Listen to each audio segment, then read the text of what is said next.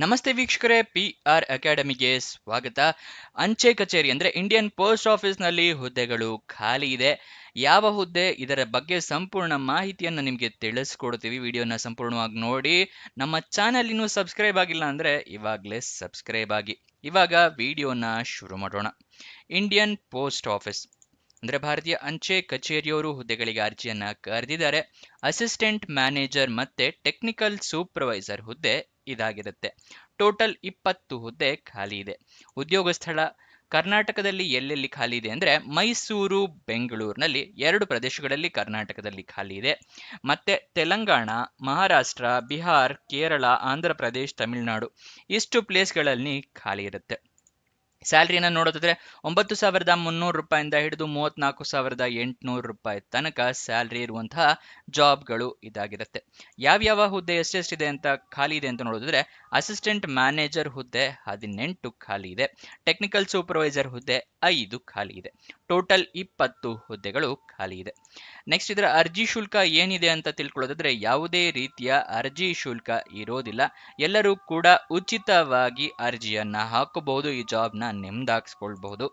Next selection ಪ್ರೋಸೆಸ್ನ ನೀವು ತಿಳ್ಕೊಳ್ಳೋದಕ್ಕೆ ಅರ್ಜಿ ಅಂದ್ರೆ ನೋಟಿಫಿಕೇಶನ್ ನ ಸಂಪೂರ್ಣವಾಗಿ ಓದ್ಕೋಬೇಕಾಗುತ್ತೆ.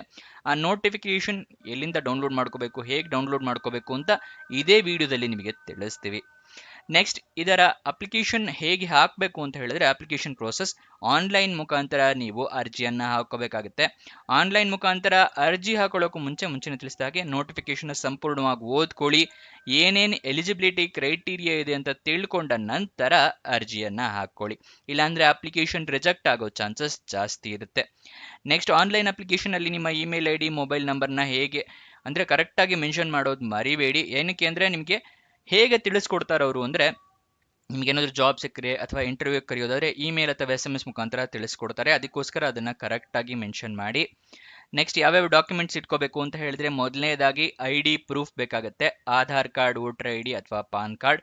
ಎರಡನೆಯದಾಗಿ ಎಜುಕೇಶನ್ ಕ್ವಾಲಿಫಿಕೇಶನ್ಗೆ ನಿಮ್ಮ ಮಾರ್ಕ್ಸ್ ಕಾರ್ಡು, ಸರ್ಟಿಫಿಕೇಟ್ಸು, ನಿಮ್ಮ ಪಾಸ್ಪೋರ್ಟ್ ಸೈಜ್ ಫೋಟೋ, ಏಜ್ ಪ್ರೂಫಿಗೆ SLC ಮಾರ್ಕ್ಸ್ ಕಾರ್ಡ್ ಅಥವಾ ಡೇಟ್ ಆಫ್ ಬರ್ತ್ ಸರ್ಟಿಫಿಕೇಟ್. ಇದಿಷ್ಟನ್ನು ರೆಡಿ ಇಟ್ಕೊಂಡಿರಿ. ರೆಸ್ಯೂಮೆ ಇಟ್ಕೊಂಡಿರಿ. ಮತ್ತೆ ಎಕ್ಸ್ಪೀರಿಯನ್ಸ್ ಇದ್ರೆ ಎಕ್ಸ್ಪೀರಿಯನ್ಸ್ ಸರ್ಟಿಫಿಕೇಟ್ ಇದಿಷ್ಟನ್ನು ರೆಡಿ ಇಟ್ಕೊಳ್ಳಿ. ಎಲ್ಲ ಸ್ಕ್ಯಾನರ್ಡ್ ಕಾಪೀಸ್ ಇಟ್ಕೊಳ್ಳಿ. ಮೊಬೈಲ್ನಲ್ಲಿ ಅರ್ಜಿಯನ್ನ ಹಾಕ್ತೀರಾ ಅಂದ್ರೆ ಎಲ್ಲ ಡಾಕ್ಯುಮೆಂಟ್ಸ್ ಕ್ಲಿಯರ್ ಆಗಿ ಕಾಣೋ ತರ ಫೋಟೋ ತಗೊಂಡು ಇಟ್ಕೊಳ್ಳಿ. ಇದೆಲ್ಲ ಡಾಕ್ಯುಮೆಂಟ್ಸ್ ತಗೊಂಡು ಇಟ್ಕೊಂಡ್ಮೇಲೆ ನೀವು ಅಪ್ಲಿಕೇಶನ್ ಫಿಲ್ಅಪ್ ಮಾಡೋದಕ್ಕೆ ಸ್ಟಾರ್ಟ್ ಮಾಡಿ. ಎಲ್ಲ ಡೀಟೇಲ್ಸ್ ಕರೆಕ್ಟ್ ಆಗಿದೆ ಅಂತ 2 ಸಲ ಚೆಕ್ ಮಾಡ್ಕೊಳ್ಳಿ.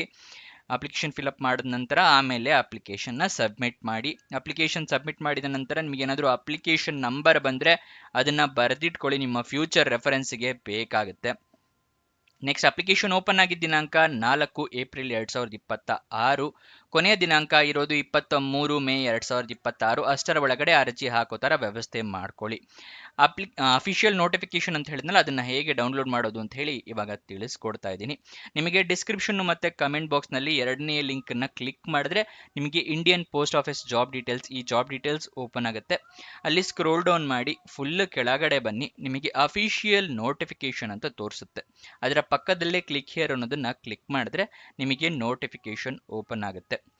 ಇಂಡಿಯನ್ ಪೋಸ್ಟ್ ಆಫೀಸ್ ಅವರು ಯಾವ ನೋಟಿಫಿಕೇಶನ್ ನಂಬರ್ ಎಲ್ಲ ಇರುತ್ತೆ ಇಲ್ಲಿ ನೋಡ್ಕೊಳ್ಳಿ. ಯಾವ್ಯಾವ ಹುದ್ದೆ ಎಷ್ಟೆಷ್ಟು ಖಾಲಿ ಇದೆ ಅದನ್ನೆಲ್ಲ ಸಂಪೂರ್ಣವಾಗಿ ಕೊಟ್ಟಿದ್ದಾರೆ, ಅದೆಲ್ಲ ಓದ್ಕೊಳ್ಳಿ. ನೆಕ್ಸ್ಟ್ ಅಸಿಸ್ಟೆಂಟ್ ಮ್ಯಾನೇಜರ್ಗೆ ಏನು ಎಲಿಜಿಬಿಲಿಟಿ ಕ್ರೈಟೀರಿಯಾ ಇರುತ್ತೆ ಅಂತ ಕೊಟ್ಟಿದ್ದಾರೆ. ಅದರ ನೆಕ್ಸ್ಟ್ ನಿಮಗೆ ಟೆಕ್ನಿಕಲ್ ಸೂಪರ್ವೈಸರ್ ಹುದ್ದೆಗೆ ಏನೇನು ಕ್ರೈಟೀರಿಯಾ ಇದೆ ಅಂತ ಇದೆ. ನೆಕ್ಸ್ಟ್ ನಿಮಗೆ ಜನರಲ್ ಇನ್ಸ್ಟ್ರಕ್ಷನ್, ಹೇಗೆ ಅಪ್ಲಿಕೇಶನ್ ಮಾಡಬೇಕು, ಪ್ರೊಸೀಜರ್ ಏನೇನಿರುತ್ತೆ ಅಪ್ಲಿಕೇಶನ್ ಹಾಕೋದಕ್ಕೆ ಅಂತ ಕೊಟ್ಟಿದ್ದಾರೆ. ಇದಿಷ್ಟನ್ನು ಸಂಪೂರ್ಣವಾಗಿ ಓದ್ಕೊಂಡ ನಂತರ ನೀವು ಅರ್ಜಿಯನ್ನು ಹಾಕೊಳ್ಳಿ. ನೆಕ್ಸ್ಟ್ ಅಪ್ಲಿಕೇಶನ್ ಲಿಂಕ್ ಕೂಡ ಇಲ್ಲೇ ಕೊಟ್ಟಿದ್ವಿ. ಇದು ನೋಟಿಫಿಕೇಶನ್ ಅಲ್ಲೂ ಕೂಡ ನಿಮಗೆ ಇಲ್ಲಿ ಕೊಟ್ಟಿರೋ ನೋಡಿ. ಇಲ್ಲಿ ರಿಜಿಸ್ಟ್ರೇಷನ್ ಮಾಡ್ಕೊಳ್ಳೋದಕ್ಕೆ ಇಲ್ಲಿ ಇದೆಯಾ ಲಿಂಕು, ನಿಮಗೆ ಈಸಿ ಆಗೋದಕ್ಕೆ ನಮ್ಮ ವೆಬ್ಸೈಟ್ನಲ್ಲಿ ಇಲ್ಲೇ ಕೊಟ್ಟಿದ್ದೀವಿ. ಅಫಿಷಿಯಲ್ ನೋಟಿಫಿಕೇಶನ್ ಕೆಳಗಡೆನೇ ಇದೆಯಲ್ಲ ಅಪ್ಲೈ ಆನ್ಲೈನ್ ಅಂತ, ಅದರ ಪಕ್ಕದಲ್ಲೇ ಕ್ಲಿಕ್ ಹಿಯರ್ ಒಂದನ್ನು ಕ್ಲಿಕ್ ಮಾಡಿದ್ರೆ ನಿಮಗೆ ಅಪ್ಲಿಕೇಶನ್ ಓಪನ್ ಆಗುತ್ತೆ. ಇಲ್ಲಿ ಯೂಸರ್ ID, ಪಾಸ್ವರ್ಡ್ ಹಾಕಿ ಲಾಗಿನ್ ಆಗಬೇಕು. ಮುಂಚೆನೇ ರಿಜಿಸ್ಟ್ರೇಷನ್ ಆಗಿದ್ದಿದ್ರೆ, ಮುಂಚೆ ರಿಜಿಸ್ಟ್ರೇಷನ್ ಆಗಿಲ್ಲ ಫಸ್ಟ್ ಟೈಮ್ ಅಂತ ಹೇಳಿದ್ರೆ ರಿಜಿಸ್ಟರ್ ಇದೆಯಲ್ಲ, ರಿಜಿಸ್ಟರ್ ಅನ್ನೋದನ್ನ ಕ್ಲಿಕ್ ಮಾಡಿ. ಇಲ್ಲಿ ನಿಮ್ಮ ಹೆಸರು, ನಿಮ್ಮ ಇಮೇಲ್ ID 2 ಸಲ ಹಾಕಬೇಕಾಗತ್ತೆ. ನಿಮ್ಮ ಇಮೇಲ್ ID ಮತ್ತೆ ಇಮೇಲಿಗೆ ಒಂದು OTP ಬರುತ್ತೆ. Click here to receive email OTP ಅಂತಿದೆ, ಅದನ್ನು ಕ್ಲಿಕ್ ಮಾಡಿದ್ರೆ ಇಮೇಲಿಗೆ OTP ಬರುತ್ತೆ. ಅದಾದ್ಮೇಲೆ ಮೊಬೈಲ್ ನಂಬರ್ 2 ಸಲ ಹಾಕಬೇಕು. ಆಮೇಲೆ ಮೊಬೈಲಿಗೂ OTP ಬರುತ್ತೆ. ಪಾಸ್ವರ್ಡ್ನ ಸೆಟಪ್ ಮಾಡಿ ಆಮೇಲೆ ನೀವು ರಿಜಿಸ್ಟರ್ ಆಗಬೇಕು. ಗೊತ್ತಾಯ್ತಲ್ವಾ? ಸೆಕ್ಯೂರಿಟಿ ಕ್ವಶನ್ಸ್ ಇರುತ್ತೆ. ನಿಮ್ಮ ಮನೆ ಹೆಸರೇನು, ಪೆಟ್ ನೇಮ್ ಏನು, ಆ ಥರ ಏನಾದರೂ ಇರುತ್ತೆ. ಅದನ್ನು ಕೊಟ್ಟು ರಿಜಿಸ್ಟರ್ ಆಗಬೇಕು. ರಿಜಿಸ್ಟರ್ ಆದ ನಂತರ ನಿಮಗೆ ಇಲ್ಲಿ ಯೂಸರ್ ID, ಪಾಸ್ವರ್ಡ್ ಹಾಕಿ ಲಾಗಿನ್ ಆಗಬೇಕಾಗತ್ತೆ. ಗೊತ್ತಾಯ್ತಲ್ವಾ? ಇಲ್ಲೂ ಅಷ್ಟೇ, ಇಲ್ಲಿಂದನೂ ಕೂಡ ನೀವು ನೋಟಿಫಿಕೇಶನ್ ಡೌನ್ಲೋಡ್ ಮಾಡ್ಬೋದು. Notification annexure instruction to the candidate ಇದಿಷ್ಟನ್ನು ಸೇರಿ ಒಂದರಲ್ಲೇ ಕೊಟ್ಟಿದ್ದೀವಿ ನಾವು ನಮ್ಮ ವೆಬ್ಸೈಟಲ್ಲಿ. ಎರಡು ಕಡೆಯಿಂದನೂ ಡೌನ್ಲೋಡ್ ಮಾಡ್ಕೋಬಹುದು. ಅಫಿಷಿಯಲ್ ವೆಬ್ಸೈಟ್ ಅಡ್ರೆಸ್ ಬೇಕು ಅಂದರೆ indiapost.gov.in ಇದು ಅಫಿಷಿಯಲ್ ವೆಬ್ಸೈಟ್ನ ಅಡ್ರೆಸ್ ಆಗಿರುತ್ತೆ. ಅಲ್ಲಿಂದ ಕೂಡ ಈ ಜಾಬ್ ಬಗ್ಗೆ ಸಂಪೂರ್ಣ ಮಾಹಿತಿಯನ್ನು ನೀವು ತಿಳ್ಕೋಬಹುದು. ನೆಕ್ಸ್ಟ್, ಇದರ ಬಯೋಮಿತಿಯ ಡೀಟೇಲ್ಸ್ನ ಕೊಟ್ಟಿರೋದಿಲ್ಲ. ನೀವು ಒಂದ್ಸಲ ನೋಟಿಫಿಕೇಶನ್ ನೋಡ್ಕೊಳ್ಳಿ, ನಿಮಗೂ ಕೂಡ ಗೊತ್ತಾಗುತ್ತೆ. ಎಜುಕೇಷನ್ ಕ್ವಾಲಿಫಿಕೇಶನ್ ನೋಡಿದ್ರೆ ಡಿಗ್ರಿ ಡಿಪ್ಲೊಮೊ ಆದವರು ಅರ್ಜಿಯನ್ನು ಹಾಕೋಬಹುದು. ಇದಿಷ್ಟು ಈ ಜಾಬ್ನ ವಿವರ. ನಿಮಗೇನೇ ಡೌಟ್ಸ್ ಅಥವಾ ಕ್ವಶನ್ಸ್ ಇದ್ದರೆ ಕಮೆಂಟ್ ಬಾಕ್ಸ್ನಲ್ಲಿ ಕಮೆಂಟ್ ಮಾಡಿ, ನಾವು ಉತ್ತರ ಕೊಡೋದಕ್ಕೆ ಪ್ರಯತ್ನ ಮಾಡ್ತೀವಿ.